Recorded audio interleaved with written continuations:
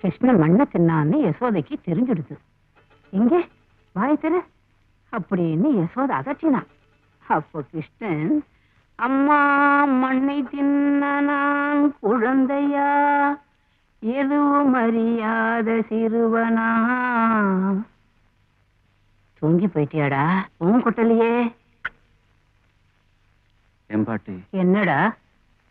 ரகுபதி தங்கச்சி லலிதாம்மா கிட்ட ஒரு பாட்டு பாடினா, அதை கேட்டு அவங்க அழுதுகிட்டே போனாங்களே. என்ன பாட்டு பாடின? சீதாதேவி வனவாசம் இல்ல. என்ன சீதையை பத்தின கதைனாலே அழுகதானே வரும். என்னதான் லட்சுமி அம்சம்னாலும் பொண்ணா பிறந்துட்டாலே கண்ணீரும் கஷ்டமும் தான். எவ்வளவு பாரத அவ மனசுல வச்சிருந்தாளோ, எதை ஞாபகப்படுத்தினியோ. பைத்தியக்காரி, அழுக வந்திருக்கும் போயிருப்பா.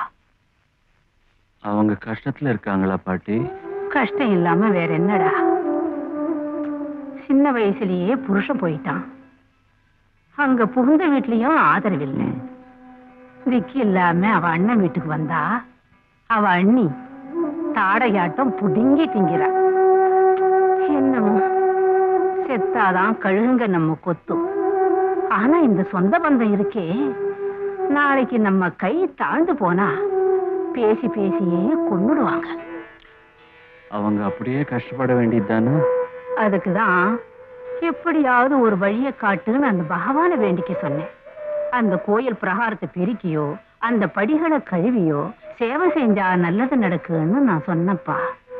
படிச்ச பொண்ணுங்க, நமக்கு இருக்கிற நம்பிக்கை அதுங்களுக்கு இருக்குமோ என்னமோ.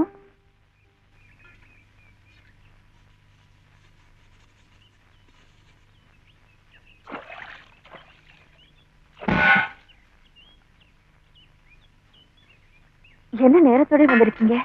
படிப்பூச்சிக்கு. படிப்பூச்சியா? வாங்க. ஐயோ என்னங்க? வாங்க வாங்க. இருங்க. ஐயோ நான் சொல்றது கேளுங்க. என்னங்க?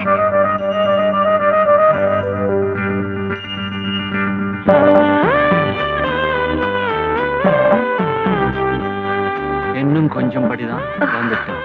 அதோ உங்களுக்கு ரொம்ப கஷ்டம் இல்லையா? அதுக்காக எல்லா படிக்கும் பூஜை செஞ்சா புண்ணியம். நானும் உதவி செய்றேன், வாங்க. இன்னும் பல வீடியோக்களை காண சன் லைஃப் சேனலை சப்ஸ்கிரைப் பண்ணுங்க.